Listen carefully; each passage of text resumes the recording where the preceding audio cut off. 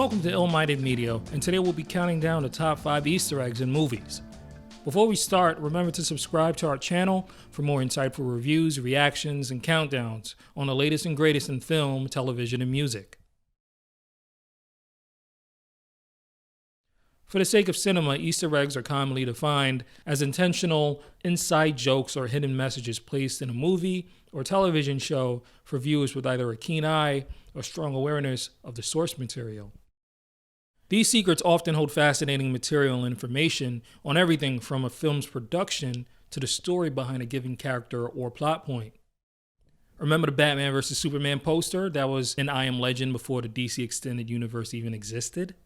What about the Dark Tower painting in the opening of The Mist? Or pretty much all of Deadpool? As you'll see in our countdown today, Easter eggs can range from quick tributes to other films to significant plot revelations, so some spoilers may follow. Number 5, The Departed. This 2006 film was a remake of the Hong Kong action movie Infernal Affairs. It also won the great Martin Scorsese his only Oscar for Best Director. While not a direct spoiler, this Easter egg acts as one of the slickest forewarnings in cinema history. In The Departed, Scorsese uses the placement of an X throughout the film to indicate that somebody significant is about to die. The Goodfellas director was paying homage to Howard Hawks, who executed the same thing in his classic 1932 film, Scarface. Number 4, Kill Bill, Volume 1. In this classic martial arts film by Quentin Tarantino, we follow Uma Thurman as the bride, a jaded assassin who swears revenge on her former team after they try to kill her and her unborn child. Her journey eventually takes her to Japan to battle the Tokyo Yakuza, which is where our Easter egg comes into play. One of the biggest secrets of the entire story is the name of our main protagonist, something that would be revealed in the second and final volume. Viewers with a keen eye or expert remote control skills were able to find out that the bride's government name was actually revealed in Volume 1. Lo and behold, the name Beatrix Kiddo is displayed rather quickly on the plane ticket that she buys to Okinawa. Bill, the main antagonist of this incredible film series, calls the bride Kiddo in early scenes of Volume 1, but is purposely made by Quentin Tarantino to come off as just a nickname. Number 3, Iron Man. This 2008 film was a starting point for what we all know now as the Marvel Cinematic Universe. Directed by Jon Favreau and starring Robert Downey Jr., we follow Tony Stark, an expert engineer and businessman who builds a powerful exoskeleton and becomes the first publicly known superhero in the MCU, Iron Man. After returning home from a battle with some F-22s, comic book fans all over the world collectively lost their shit soon after spotting a prototype of Captain America's red, white, and blue shield on one of Tony Stark's workbenches. This was the first sign of connective tissue between the initial Marvel movies, something that was quite foreign to moviegoers at the time.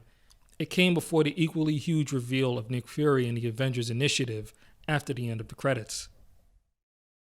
Number 2, Watchmen.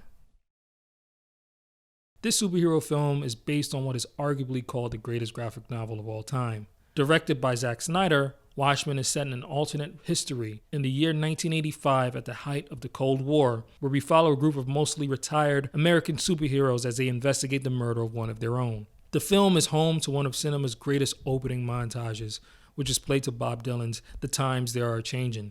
Zack uses this montage to establish his dark and satirical world, where the cost of war is as heavy as the risks and rewards of fighting crime as a vigilante. One of the opening parts of the montage focuses on a moment in which a vigilante by the name of Night Owl appears to have saved a couple from being robbed by an armed goon. A closer look at the scene should reveal that the couple is none other than Martha and Thomas Wayne, also known as the parents of Bruce Wayne, the man who would eventually become Batman.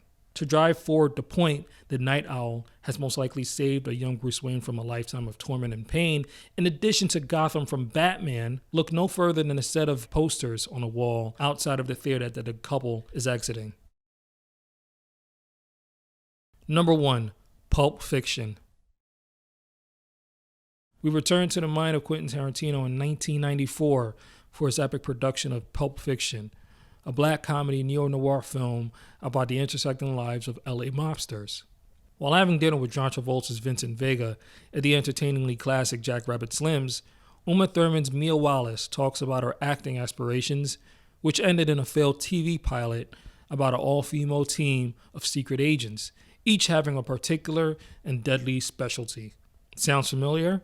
Well, it should, because it's basically the plot for another Quentin Tarantino movie that would come out years later, 2003's Kill Bill. Many fans use this moment to cement the theory that all of Quentin Tarantino's movies are connected, which looks to be true. Still, does this mean that the bride in Kill Bill is being played by Uma Thurman, the actress, or her Pulp Fiction character who's actually filming her breakout role?